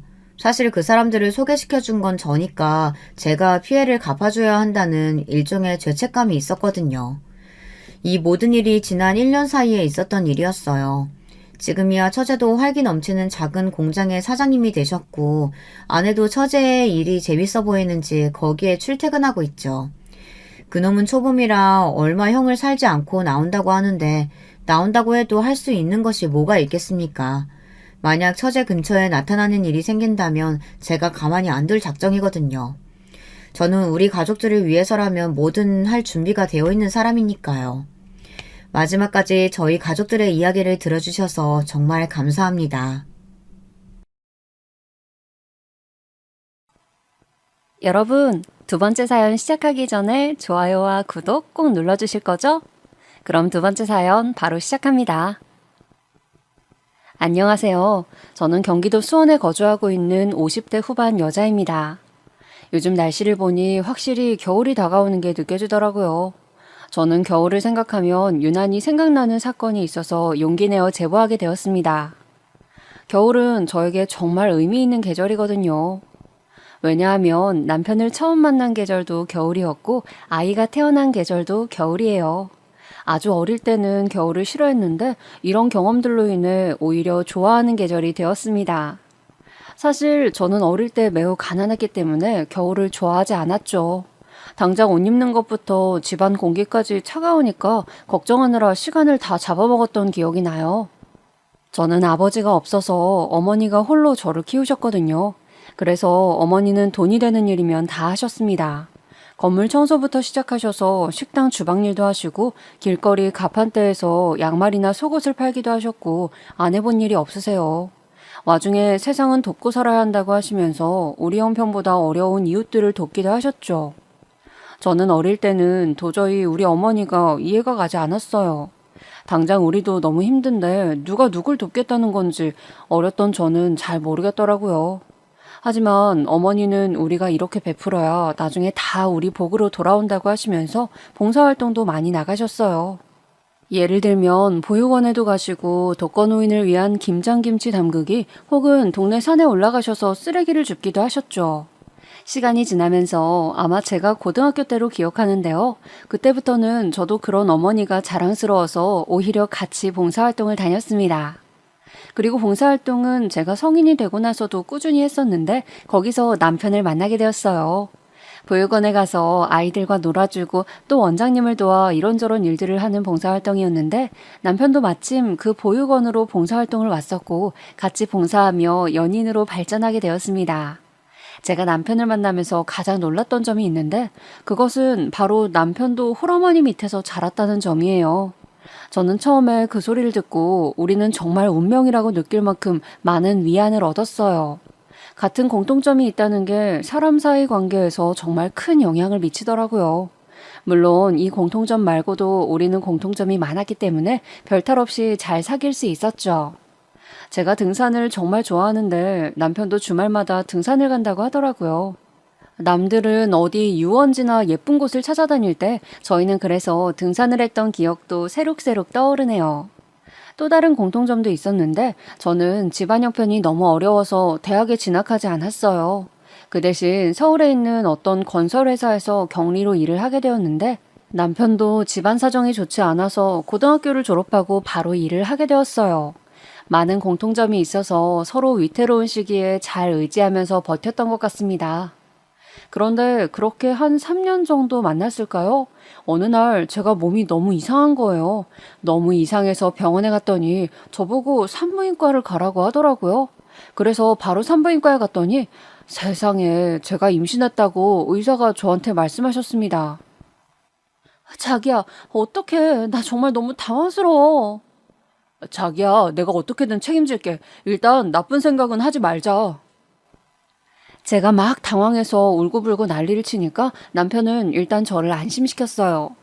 저는 아직도 제가 난리치던 명동거리가 머릿속에 생생히 기억날 정도로 그때의 일이 상당히 강렬해요. 사실 저는 아이를 낳고 싶었기 때문에 자기가 알아서 책임진다고 남편이 말하니까 속으로 되게 든든했던 기억이 나네요. 일단 저도 남편도 20대 초반이어서 모은 돈이 많지 않았고 부모님들도 당연히 임신해서 결혼하게 될 거라고는 생각지도 못했을 거예요. 그래도 뭐 어쩔 수 없잖아요. 저희는 아이를 지우기 싫고 낳고 싶으니 재빨리 각자의 어머니에게 알렸죠. 이게 무슨 소리야, 정인아. 물론 우리 어머니는 제가 말하니까 정말 뒤로 넘어가셨습니다. 제가 남자친구가 있다는 사실은 물론 어머니도 알고 계셨지만 이렇게 빨리 결혼하게 될 거라고는 전혀 예상하지도 못하셨기 때문에 처음엔 반대를 정말 심하게 하셨어요. 그리고 설상가상으로 남자친구의 어머니도 반대하셨다고 하더라고요. 그런데 여러분, 그거 아시죠? 원래 사랑은 반대할수록 더 견고해지잖아요. 차라리 그래 너네끼리 알아서 살라 하셨으면 남편과 저는 막막해서 결혼하지 않았을 수도 있을 것 같아요. 그런데 양가에서 다 반대하시니까 저희가 무슨 드라마나 소설 속에 나오는 주인공이 된 것처럼 오히려 돈독해졌습니다. 그리고 자식 이기는 부모 없다는 아주 유명한 말도 다들 아시죠? 저희가 절대 아기는 못 지우고 무조건 결혼하겠다고 들어놓으니까 뭐 어쩌겠어요. 그렇게 저와 남편은 속도 위반으로 결혼하게 되었습니다. 당연히 모은 돈이 없었기 때문에 저희는 시댁으로 들어가서 합가하게 되었어요. 차근차근 아이 낳고 2, 3년만 살고 독립해서 행복하게 살자는 것이 저와 남편의 목표였죠. 그리고 저는 임신 때 입덧이 정말 너무 심했기 때문에 회사를 결국 그만두었습니다. 그래서 시댁에서 시어머니와 시누이 그리고 제가 낮 동안에는 같이 있게 되었는데요. 정말 지금 와서 말하는 거지만 너무 끔찍했어요. 시누이는 그때 당시 갓 20살이었어요. 저는 외동이라 처음에는 시댁에 들어가서 살게 된다면 여동생이 생기는 거니까 얼마나 좋아했는지 몰라요. 같이 쇼핑도 하고 장도 보고 요리도 하고 아주 즐거운 상상의 나래를 펼쳤죠. 그런데 그것은 정말 제가 들어간 첫날 깨지게 되었어요. 저희는 사정상 아이를 미리 가졌으니까 결혼식을 올리지 못했어요. 그래서 바로 시댁으로 들어갔는데 제가 도착해서 인사하자마자 시누이가 저에게 뭐라고 했는지 아시나요, 여러분? 언니, 제가 먹은 거 설거지 해주세요. 이러고 저를 쳐다보지도 않고 바로 약속 있다고 친구를 만나러 나갔어요. 저는 정말 황당했지만 시어머니도 아무렇지 않게 짐은 저쪽 방에 두고 나오면 된다고 하시더라고요. 남편은 그때 출근했었기 때문에 저는 얼떨결에 짐을 놔두고 정말 설거지를 먼저 하게 되었어요. 그전에도 시어머니를 뵙긴 했지만 막상 같이 살게 되니까 시어머니가 저를 좋아하지 않는다는 것을 더 잘 느끼게 되었어요. 누군가가 누군가를 싫어하면 표정과 눈빛만 봐도 사실 잘 느껴지잖아요. 시어머니는 정말 누가 봐도 제가 마음에 들지 않으셨어요. 제가 신우도 그렇고 시댁 식구들이 저를 반겨주지 않으니까 너무 서러운 마음이 들어서 남편에게 하소연하다 울었던 날이 있었는데요. 그걸 또 어떻게 하셨는지 다음날에 남편이 출근하니까 저한테 막 뭐라 하시더라고요. 너는 그렇게 여자가 입이 가벼워서 어떡하니? 네 아이가 들으면 어쩌려고? 그거 듣고 나오자마자 할머니 싫어하겠다. 정말 속상했지만 돈이 없으니 분가를 할 수가 없어서 참을 수밖에 없었습니다. 그렇다고 친정집으로 가기엔 남편 회사와 거리도 있었고 무엇보다 너무 작아서 셋이 살기엔 무리였어요. 만약 거기에 아이까지 태어나면 정말 단칸방이라 키우기도 쉽지 않았죠. 울며 겨자 먹기로 시댁에서 살 수밖에 없었어요. 그렇게 태교는 무슨 구박받으면서 몸도 제대로 챙기지 못한 채로 저는 아이를 출산하게 되었습니다. 아이의 성별은 아들이었고 저는 그래서 내심 시어머니가 저를 예뻐하실 줄 알았어요. 그런데 그건 정말 제 착각이었죠. 어머, 우리 손자 이마 이쁜 것 좀 봐. 완전 우리 아들 판박이네. 아유, 발가락은 우리 딸하고 똑같네. 정말 우리 아들하고 똑같이 생겼다. 역시 피는 어디 안 가. 다 시어머니가 하신 말씀이에요. 제가 나왔는데 시어머니는 지금까지 단 한 번도 좋은 부분을 저와 닮았다고 하신 적이 없으세요. 유일하게 닮았다고 하셨던 건 잘 우는 거예요. 엄마 닮아서 잘 우네. 저러면 안 되는데. 그냥 흘러가듯 하신 말인데 저는 저 말이 뭐라고 그렇게 상처를 많이 받았는지 모르겠어요. 그래도 시어머니가 아들은 예뻐하시니 그걸로 위안 삼았죠. 그리고 아들을 낳고 키우느라 정신이 없었는데 시누이가 가게를 열게 되었어요. 시댁 근처에 시장이 있는데 거기 안에 분식집을 개업한다고 하더라고요. 시누이는 그때 결혼 예정이었는데 시누이 남편 될 사람이 분식집을 열어준다고 했다고 시어머니가 저에게 굉장히 자랑을 많이 하셨죠. 저는 들고 간 게 하나도 없었기 때문에 눈치가 많이 보였었던 기억이 나네요. 그래도 한 가지 좋았던 점은 신우가 결혼하게 되면 같이 살지 않아도 되니까 그건 정말 좋았어요. 그리고 딸이 가게를 연다고 하니까 시어머니가 신나서 여기저기 자랑하러 많이 나가셔서 아들과 둘이 집에 있는 시간이 늘어났기 때문에 그것도 좋았어요. 하지만 이렇게 좋았던 시절도 얼마 가지 않았죠. 바로 남편 때문인데요. 아마 이 사연을 듣고 계신 분들 혹시 남편이 혹은 본인이 보증 사기를 당하신 기억이 있을 수도 있겠죠. 네, 바로 저희 남편 얘기입니다. 남편의 제일 친한 친구, 저도 아직도 이름이 기억나요. 병철 씨가 보증인으로 우리 남편을 세웠고 남편은 거기에 서명했고 결과적으로 시댁으로 빚쟁이들이 들어와서 난리치게 되는 사건이 일어났어요. 누구세요? 누구신데 여기 들어오시는 거예요? 여기 최상철 집 맞지?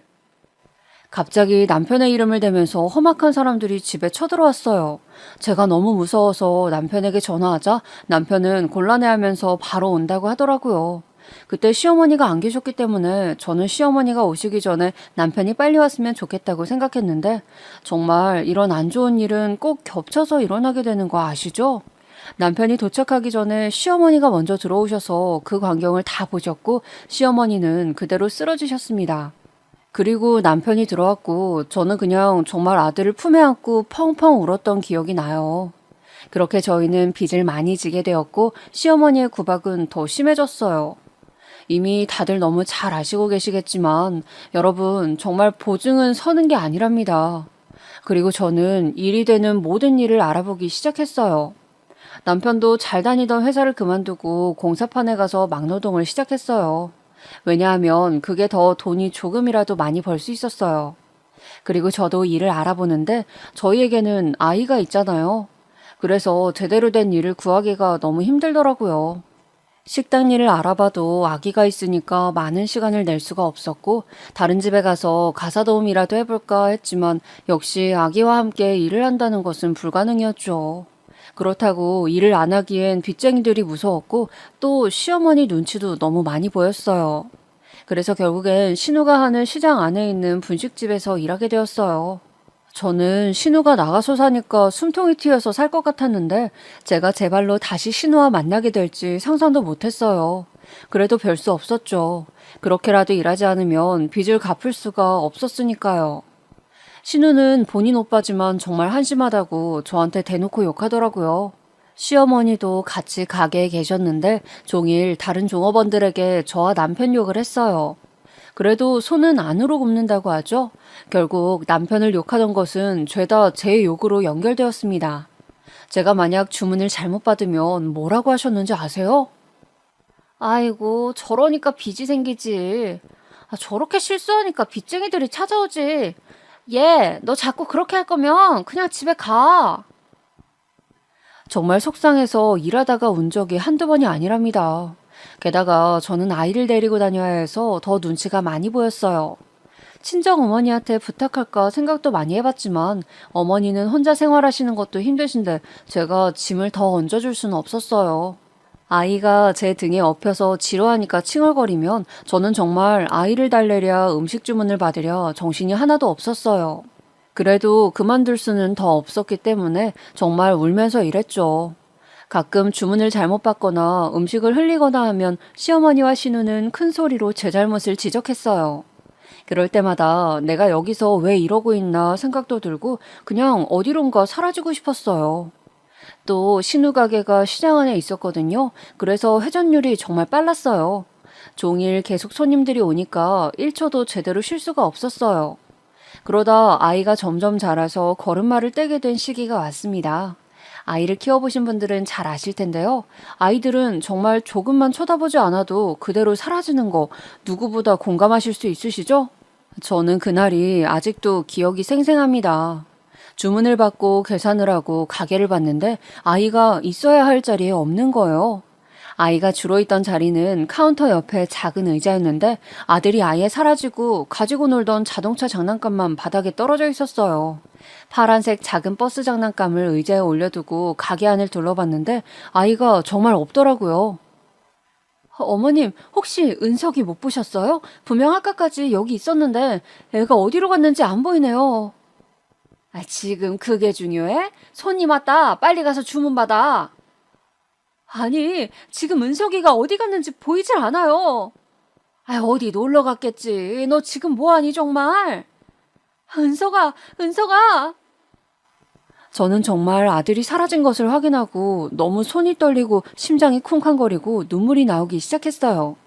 온몸을 벌벌 떨며 그대로 가게를 나와서 시장 안을 샅샅이 뒤졌죠. 그래도 아들은 보이지 않았어요. 남편에게 전화해서 아이가 사라졌다고 알리고 눈물바람으로 시장을 몇백 번을 돌았는지 몰라요. 남편도 일하다가 중간에 달려와서 시장을 같이 뒤졌는데 저는 너무 울어서 탈진할 정도였어요. 남편이 일단 가게로 돌아가서 생각을 해보자 해서 같이 갔는데 세상에 가게 안에 아들이 있는 거예요. 은서가 도대체 어디 갔었어? 엄마 걱정했잖아. 제가 아들을 끌어안고 난리를 치니까 시어머니가 옆에서 코웃음을 치시면서 말씀하셨어요. 자기 새끼도 제대로 못 보고 말이야. 너희가 부모 자격이 있니? 정말 저 말을 듣고 너무 속상해서 바닥에 앉아서 엉엉 울었습니다. 제가 물론 제 아들이 잠깐 어디 간 것을 보지 못한 것은 맞아요. 하지만 그렇게 된 원인이 가게에서 남들은 다 돌아가면서 쉴 때 저는 그러지 못했거든요. 저를 뺀 나머지 직원들은 다들 쉬는 시간 보장이 되어 있었는데 오로지 저만 쉬는 시간이 없었어요. 제가 조금이라도 앉아있거나 편하게 있는 걸 보면 신우나 시어머니가 지금 뭐 하냐고 주문 받아라, 배달해라, 재료 다듬어라 등 저보고 계속 일을 시키셨기 때문이에요. 그래서 아들이 가게에서 나간 것을 볼 수가 없었던 건데 저렇게 말씀하시니까 정말 속상했죠. 남편도 허탈했는지 저에게 뭐라 하더라고요. 저도 당연히 아이를 잘 돌보고 싶은 마음은 간절했지만 상황이 어쩔 수가 없었잖아요. 저는 남편이 보증을 잘못 써서 우리가 이렇게 고통받으면서 살아도 이미 일어난 일이니까 남편에게 크게 뭐라 하지 않았었는데 그게 처음으로 후회가 된 날이 전날이에요. 나중에 알고 보니 아들은 옆 가게인 세탁소 아주머니께서 시장에 혼자 돌아다니는 아들을 보고 데리고 있으셨다고 했어요. 집에 와서 아들에게 엄마한테 말하지 않고 함부로 식당 나가고 그러면 안 된다고 말하는데 아들이 저에게 엄마랑 놀고 싶다고 말하더라고요. 그 말을 듣는데 가슴이 너무 아팠어요. 그 뒤로도 저는 정말 쉬지도 못하고 계속 일만 했는데 분식집이고 찌개나 백반 종류도 팔았기 때문에 저는 시장 내부를 정말 쉬지 않고 배달을 했었는데 덕분에 몸이 안 아픈 날이 없었어요. 오죽하면 제가 그렇게 시장밥도 못 먹고 돌아다니니까 과일가게 사장님이 저에게 몰래 사과를 입에 넣어주기도 하셨어요. 그렇게 일하면 몸 다 상한다고 안쓰럽게 봐주셨는데 힘들어도 견딜 수 있었던 것은 이렇게 주변에서 저를 챙겨주셨기 때문이에요. 시모가 성격이 안 좋은 것은 이미 유명한 사실이었거든요. 그리고 제일 힘들었던 것은 그렇게 종일 일하고 집에 돌아오면 또 집안일을 해야 한다는 것이었어요. 힘들게 일하고 들어와서 청소기를 돌리고 요리하고 씻고 아이를 돌보고 정말 몸이 두 개였으면 좋겠더라고요. 남편이 저를 돕겠다고 청소기를 들거나 혹은 빨래하면 시어머니는 와서 남편 손에서 청소기나 빨랫감을 빼앗고 저에게 던졌어요. 어디 남의 집 귀한 아들을 시켜? 제정신이야? 저는 저 소리를 듣는데 정말 울컥하더라고요. 저도 친정어머니가 혼자 얼마나 힘들게 키우셨는데요. 그래도 차마 입 밖으론 그 소리가 나오지 않았고 속으로만 하염없이 사귀곤 했죠. 없이 결혼한 분들은 제 마음이 어떤지 잘 아실 거예요. 저도 지금 생각해보면 왜 그때 저렇게 당당하게 나서지 못했을까 생각도 많이 했지만 그 당시에 저는 그럴 수가 없었어요. 또 시대가 시대이니만큼 저보다 더 심하게 시집살이 당하신 분들도 많다는 것도 물론 알아요.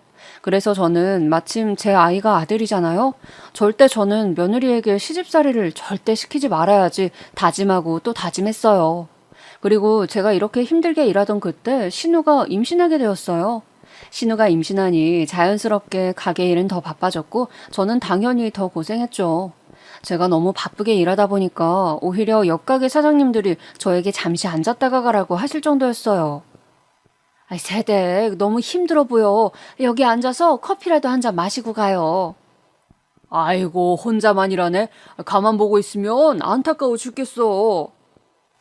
이렇게 제가 힘들게 일한다는 것을 누군가가 알아주니까 그게 그렇게 위로가 되더라고요. 저도 사는 게 힘드니까 누구한테 진지하게 터놓고 싶을 때도 많았어요.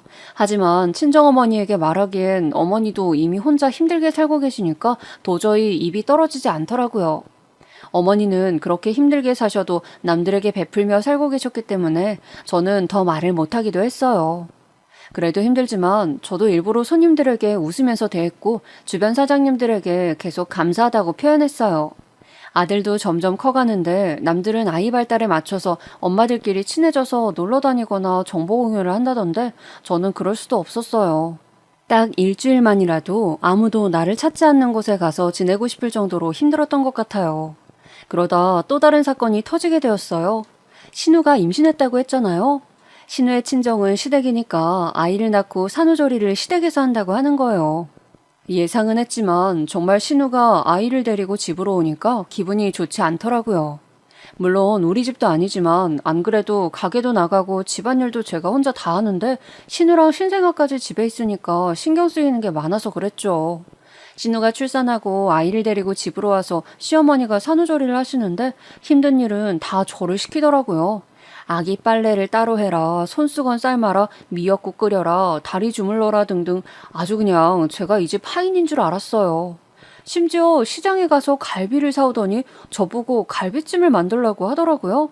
그래서 열심히 갈비찜을 만들었더니 저만 빼고 둘이 먹더라고요.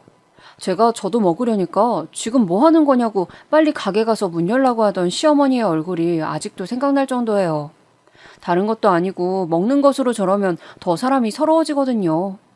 그리고 이런 적이 한두 번도 아니에요. 심지어 제가 가게에서 배고파서 먹으려고 하면 귀신같이 알아채고 빨리 배달 다녀오라고 저를 등 떠밀기도 했어요. 이런 상황이 지속되니까 저도 참다가 이건 아닌 것 같다고 느끼게 되었죠.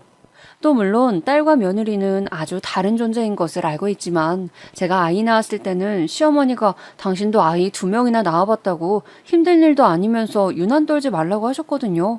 그런데 신우는 본인 자식이라서 그런가 조금만 힘들어해도 옆에서 안절부절 못하더라고요. 신우는 본인이 출산했으니까 몸이 힘들다고 가게에 나가지 않았어요. 그래서 시어머니와 저만 가게에 나갔는데 신우가 없으니까 사람 한 명이 더 줄었잖아요.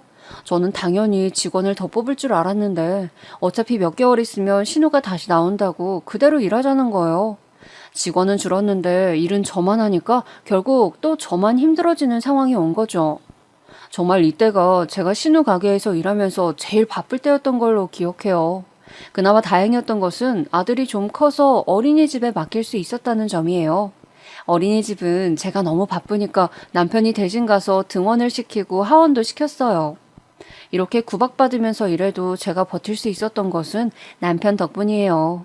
사람이 무능력하긴 하지만 본성이 나쁘진 않거든요. 그래서 저는 시어머니 밑에서 어떻게 저런 아들이 나왔지 싶어서 몰래 유전자 검사도 해보고 싶었던 적이 한두 번이 아니에요. 암튼 정말 가게가 너무 바쁘니까 정신이 하나도 없었어요. 이 시기엔 제가 집에 오면 바로 쓰러져서 잠을 자기에 바빠서 아들과 제대로 놀아주지도 못했고 제 인생에서 가장 힘들었던 시기가 이때 같아요. 그러다 제가 아까 말한 사건이 터지게 되었어요. 그날은 아마 동네에서 어떤 축제를 했었던 걸로 기억하는데 왜냐하면 동네 자체에 사람이 많이 붐볐어요. 가게에 출근하면서도 오늘 바쁘겠다고 생각할 정도로 붐볐었죠. 역시나 제가 문을 열기도 전에 가게 앞에 사람들이 모여 있더라고요. 그래서 문을 열자마자 주문 받고 요리하고 김밥 썰고 혼자 주방 이모가 오실 때까지 1초도 쉬지 않고 일을 하고 있었어요. 진짜 혼자서는 감당 안 될 인원들이 오기 시작했고 심지어 우리 가게 앞에서 사람들이 기다리고 있더라고요. 제가 신우 가게에서 일하면서 밖에서 자리 나오는 것을 기다리는 것은 본 적이 없었는데 속으로 그걸 보면서 남편한테 전화해서 오늘만 도와달라 해야 하나 싶었죠. 다행히 곧 주방 이모가 오셨고 시어머니도 신우 아침을 챙겨주고 가게에 나오셨어요. 저는 가게에 혼자 있었고 또 그날이 하필 지역 축제라 사람도 많았기 때문에 가게 밖으로 나갈 수가 없잖아요. 그래서 화장실이 너무 가고 싶은데 갈 수가 없어서 고통받고 있었어요. 그런데 시어머니가 가게에 오셨으니까 제가 화장실을 갈 수 있으니 얼마나 반가웠는지 몰라요. 살면서 제가 시어머니를 반가워할 줄은 꿈에도 몰랐는데 말이에요. 그래서 시어머니가 오셨길래 저는 재빨리 가게를 나가서 화장실에 다녀왔어요. 오래 참았기 때문에 더 시간을 지체했다가는 정말 가게 안에서 실수할 것 같아서 얼마나 다행이었는지 모르겠어요. 싸고 나오면서 오늘 정말 바쁠 테니까 물이나 음료는 최대한 덜 마셔야지 다짐까지 하고 가게로 돌아갔는데 저를 맞이해주는 것은 다름 아닌 시어머니의 고함이었어요. 얘, 너 도대체 일도 안 하고 어딜 그렇게 싸돌아다녀? 제발 일하러 왔으면 일을 해. 저는 평소 같았으면 그냥 죄송해요 어머니 하고 넘겼을 것 같은데 하도 참고 참아서 그런가 그날은 속에서 욱하는 게 올라오더니 참을 수가 없더라고요. 화장실 다녀온 거예요. 오늘 오전에 정말 바빴어요. 가게에서 실수할 순 없잖아요. 뭐? 아니 뭘 잘했다고 지금 말대꾸야? 화장실? 기저귀라도 차고 일해. 시어머니는 저렇게 말하고 본인 가방에서 기저귀를 꺼내서 제 얼굴에 던지셨어요. 아마 신우 아들의 기저귀였던 것 같은데 그게 중요한 것은 아니고 저는 정말 제가 아무리 참아도 이런 취급을 받으면서 사는 것은 도저히 안 되겠더라고요. 그리고 저 장소가 시장 안에 있는 가게였고 그날따라 사람도 아주 많았다고 했잖아요. 사람들 다 보는 앞에서 저러니까 얼마나 창피했는지 모르겠어요. 주방 이모, 계산하려는 사람, 주문하려는 사람, 이미 밥을 먹고 있던 사람들 다 저를 쳐다봤어요. 진짜 너무 서럽고 창피하고 복합적인 감정이 들면서 심장이 미친 듯이 쿵쿵대더라고요. 그리고 온몸이 정말 사시나무처럼 벌벌 떨리면서 눈물이 계속 나오더라고요. 그리고 막 주변에서 어머 어떡해 이런 소리도 들리니까 진짜 창피하고 그 자리를 벗어나고 싶었어요. 그동안 시집살이가 심해도 견디고 견뎠는데 아무리 생각해도 이건 아닌 것 같았죠. 뭐하고 서 있어? 빨리 가서 주문 받아. 아휴, 일도 제대로 못하고 잘하는 게 뭐야? 저는 저 소리를 듣고 앞치마를 벗어서 의자에 걸고 그대로 가게를 나왔어요. 시어머니가 뒤따라오는 소리가 들리자 정말 미친 듯이 뛰어서 시댁에 도착했죠. 신우가 가게는 어떡하고 집에 왔냐고 하길래 잘난 네 엄마랑 평생 살라고 속 시원하게 한마디 해주고 제 중요한 집만 챙겨서 바로 아들의 어린이집으로 가서 아들을 데리고 나왔어요. 그리고 아들을 데리고 친정으로 무작정 찾아갔더니 친정엄마는 일을 가신 건지 집에 없더라고요. 혼자 그렇게 아들을 안고 얼마나 울었는지 모르겠어요. 그렇게 밤이 되었고 친정어머니가 집에 들어오셨죠. 엄마는 저를 보고 많이 놀라셨지만 차마 막상 엄마 얼굴을 보니까 시어머니 구박에 못 이겨서 친정에 왔다는 말이 전혀 나오지 않더라고요. 제가 그 얘기를 하면 어머니는 누구보다 속상해하실 것이 눈에 보이니까 그냥 아무렇지 않게 아들이 외할머니를 보고 싶어 해서 왔다고 했어요. 그래서 그렇게 넘기고 다음 날이 되었는데 어머니는 건물 청소하는 일을 하셨거든요. 그래서 새벽부터 나가셨어요. 그렇게 힘들게 일하시는 어머니를 보니까 또 마음이 약해지더라고요. 아무리 힘들어도 그냥 참고 버티는 것도 좋은 방법일까 생각도 들었죠. 그런데 전화가 오길래 받았더니 남편이었어요. 생각해보니 제가 너무 급하게 아들만 데리고 친정에 오느라 남편에게 알리지 못했더라고요. 여보, 이게 무슨 일이야? 당신 친정으로 간 거야? 어머니 어제부터 계속 화가 엄청 나셨어. 도대체 무슨 일이 있었길래 이래? 어제 당신 엄마가 내 얼굴에 기저귀 던졌어. 그것도 사람들이 다 보는 앞에서. 내가 이런 취급받으면서 당신 집에서 살아야 해? 무슨 오해가 있었나 봐. 여보 알겠으니까 일단 집에 와서 어머니 화 가라앉히고 나랑 얘기하자. 무슨 소리를 하는 거야? 당신 내 생각은 전혀 안 해? 저는 남편이 저렇게 말하니까 너무 속상해서 전화를 끊고 아들을 끌어안고 엉엉 울었어요. 세상에 내 편은 정말 없는 건가 생각도 들었고 사실 현실적인 문제도 계속 저를 압박하기 시작했어요. 친정에 언제까지 계속 있을 수도 없고 그렇다고 제가 아들을 데리고 어디 갈 수도 없으니까요. 진지하게 어디 시설에 가야 하나 생각도 했고 아예 지방으로 내려가서 아무도 모르는 곳에 가서 시작할까 진지하게 생각하기도 했어요. 아들은 제가 계속 우니까 울지 말라고 애교를 부리는데 그걸 보면서 정말 가슴이 찢어지는 줄 알았어요. 그러면서 난생 처음 성공하고 싶다는 생각이 들게 되었습니다. 나도 성공해서 남들 눈치 보지 않고 돌아갈 집도 있고 화장실 정도는 여유 있게 갈 수 있는 그런 사람이 되고 싶어졌어요. 혼자서 그렇게 생각하는 동안 친정어머니는 제가 왜 친정에 있는지 눈치채신 것 같았지만 끝까지 아는 척을 안 해주셨어요. 지금 생각하면 그저 감사한 마음뿐이에요. 그리고 남편이 친정집으로 찾아와서 저한테 같이 가자고 계속 설득했어요. 저는 당신이 나를 막아줄 것도 아니고 나는 이대로 더 못 산다고 했더니 본인도 정말 정신 차렸다고 꼭 독립하자고 며칠 동안 찾아와서 말하더라고요. 그래서 다시 시댁으로 들어가게 되었어요. 들어갔더니 예상대로 시어머니는 저를 보자마자 손에 들고 있던 사과를 던지셨어요. 나가라고 여기가 어디라고 오냐고 소리를 지르셨고 남편은 그런 어머니를 말리고 그 소리에 신우 아기가 깨서 울고 신우는 그만하라고 뭐 하냐고 하고 제 아들은 저를 붙잡고 울고 이 모습을 여러분들에게 보여드리고 싶네요. 그래도 이상하게 예전과 마음이 달라져서 그런 걸까요? 더 이상 상처받지 않았어요. 성공하고 싶다는 욕망과 의지가 있으니 아무것도 두렵지 않았어요. 그리고 그 뒤로 정말 악착같이 돈을 모았습니다. 남편이 벌어오면 원래 시모가 관리했었는데 남편은 저에게 몰래 돈을 뺏어주기 시작했고 저도 가게 일을 하면서 가게 가기 전에 우유 배달도 하고 인형 눈 붙이기라고 들어보셨나요? 그런 것도 하고 온갖 일을 다 했어요.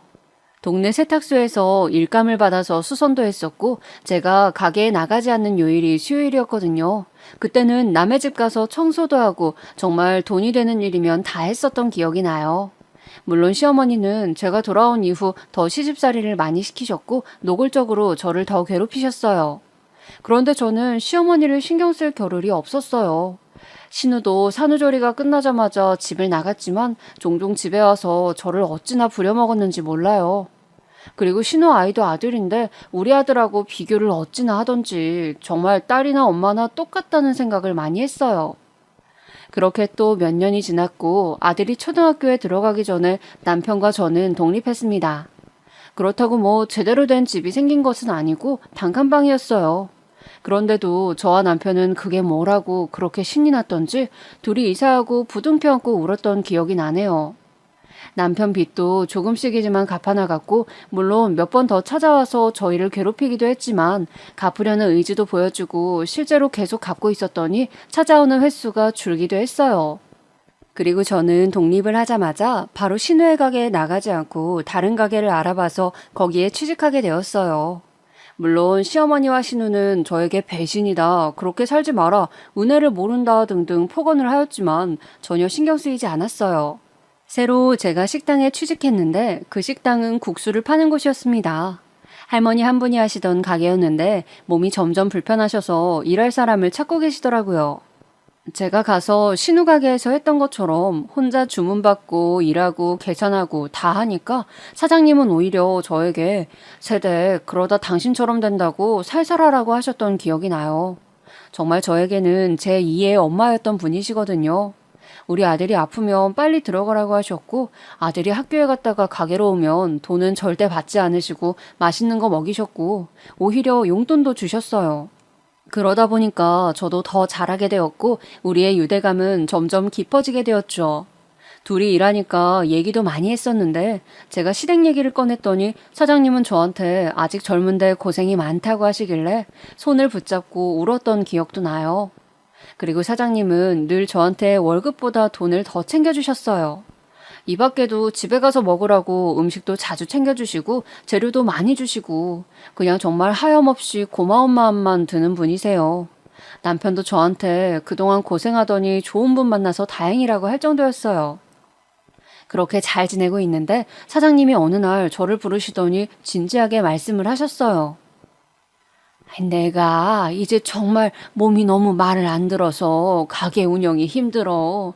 세댁한테는 미안하지만 말이야. 저는 가게를 없앤다는 말로 알아들었습니다. 다시 또 식당을 알아봐야 하니 슬펐지만 사장님 건강이 훨씬 중요하니까 어쩔 수 없었죠. 그래서 체념하고 말을 듣고 있었는데 글쎄 사장님이 저에게 뭐라고 말씀하셨는지 아세요? 새댁이 가게를 계속 이어나갔으면 좋겠어. 아예 새댁한테 가게를 주고 싶어. 젊은 사람이 이제껏 고생 많았어. 저는 정말 놀랐지만 사장님은 완고하게 계속 저보고 가게를 이어나가라고 하셨습니다. 저야 당연히 싫을 이유가 없었기 때문에 저는 그렇게 국수 가게의 사장님이 되었어요. 그리고 이제 제 가게라고 생각하니까 더 열심히 일하게 되었죠. 원래 운영 시간보다 더 일찍 나가서 재료 다듬고 열심히 청소하고 우리 남편과 아들이 먹는 음식이라 생각하고 더 신경 써서 일했어요. 남편도 와서 저를 많이 도와주었고 가게는 시간이 지날수록 훨씬 사람들이 많이 찾게 되었어요. 제가 열심히 하는 것을 다행히 알아주셨는지 동네에서도 찾는 분들이 많아져서 단골 손님도 많이 생겼고 제가 텔레비전 프로에도 출연하게 되었어요. 방송 효과라고 혹시 들어보셨나요?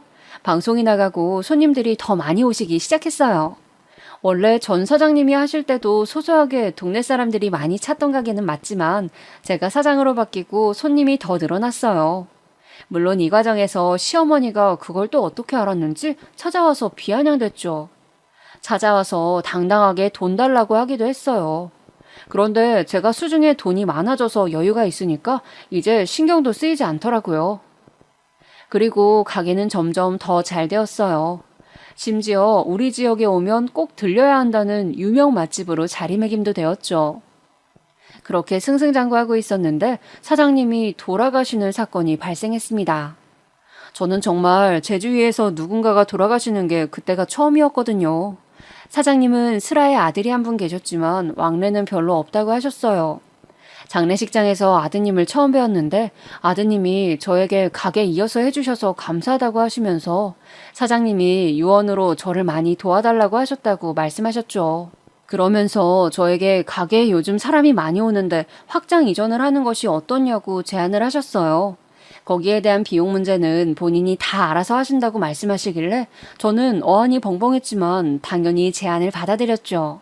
기회는 잡는 사람한테 온다는 말이 있잖아요. 그렇게 가게는 대로변으로 옮기면서 많이 커지게 되었는데 원래는 동네에 있는 작은 국수 가게였거든요.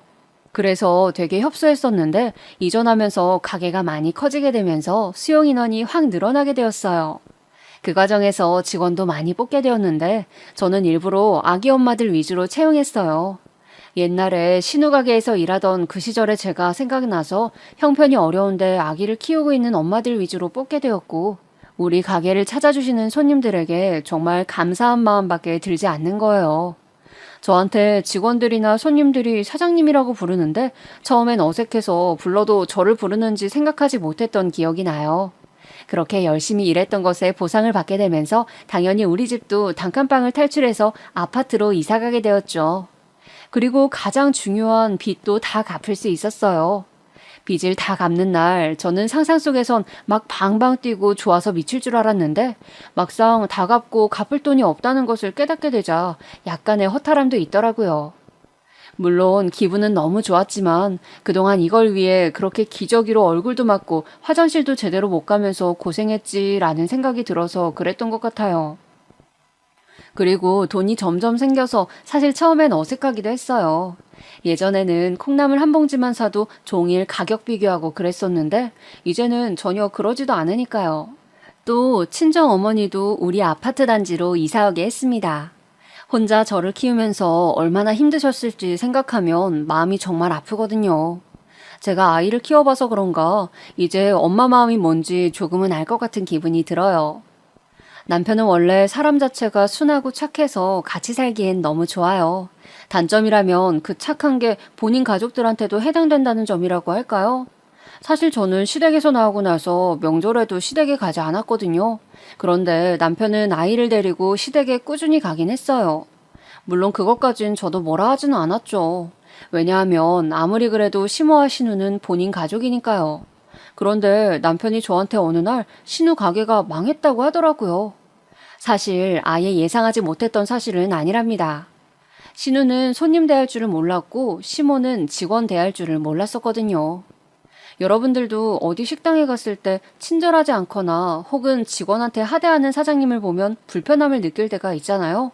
신우는 워낙 기분파여서 손님에게 짜증을 내는 경우도 많았고 시모는 저를 포함한 직원들에게 워낙 뭐라고 하는 경우가 많았어요. 물론 둘은 저한테 제일 구박을 많이 했었고요. 그게 다 티가 나니까 손님들이 점점 발길을 끊었고 시장 내에서도 더 찾지 않게 된 것 같았어요. 저는 일부러 독립하고 그 시장에 가지도 않았지만 나중에 성공하고 남편과 우연히 들리게 됐을 때가 있었어요. 그때 제가 자주 배달을 가던 세탁소와 수선집, 그리고 젓갈을 팔던 젓갈집과 유독 저를 예뻐하셨던 과일가게 사장님을 뵙고 왔었는데요. 그때 사장님들이 저에게 그때 고생하더니 지금 잘 사는 거 보니까 당신들 마음이 너무 편하다고 하셔서 제가 오히려 감사하더라고요.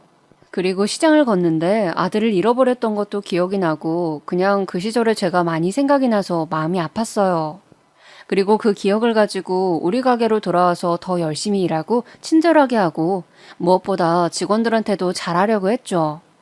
물론 시어머니는 정말 끈질겨서 저에게도 연락이 매우 많이 왔었는데 제가 가게 때문에 정신이 없어서 시모나 신우가 찾아오거나 연락해도 사실 대꾸할 시간이 없었어요.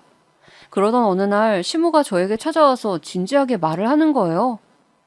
나랑 명진이가 여기서 일하면 안 되니? 우리가 이미 가게 해봐서 잘 알잖아. 너도 그럼 우리가 도와주니까 얼마나 편하겠어? 어머니, 저 지금도 아주 멀쩡하게 일 잘하고 있어요. 괜찮아요. 아니, 가족끼리 서로 돕고 사는 거 모르니?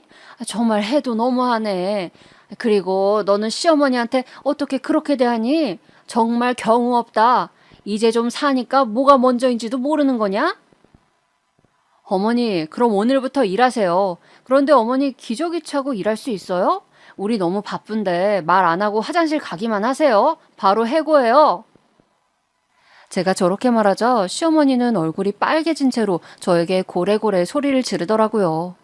예전 같았으면 시어머니가 저에게 소리를 지르면 너무 당황해서 혼자 울었을 텐데 이제는 그냥 웃기기만 하더라고요. 시어머니가 막 화나서 저한테 삿대질하면서 난리를 치길래 한마디 더 했어요. 영업방해로 신고하기 전에 나가세요. 제가 저렇게 말하자 시어머니는 영업방해? 하면서 저한테 막 달려들더라고요. 다행히 남편이 옆에 있어서 시어머니는 그렇게 가게 밖으로 끌려나갔어요.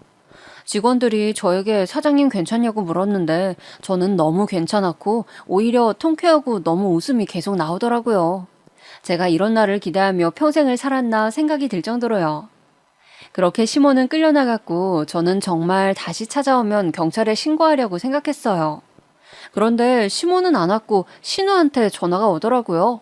전화해서 언니 정말 너무한다고 아무리 그래도 시댁인데 무서운 게 없냐고 또 난리를 치더라고요. 시어머니도 시어머니지만 신우도 저한테 얼마나 얄밉게 했던 적이 많았는지 모르겠습니다.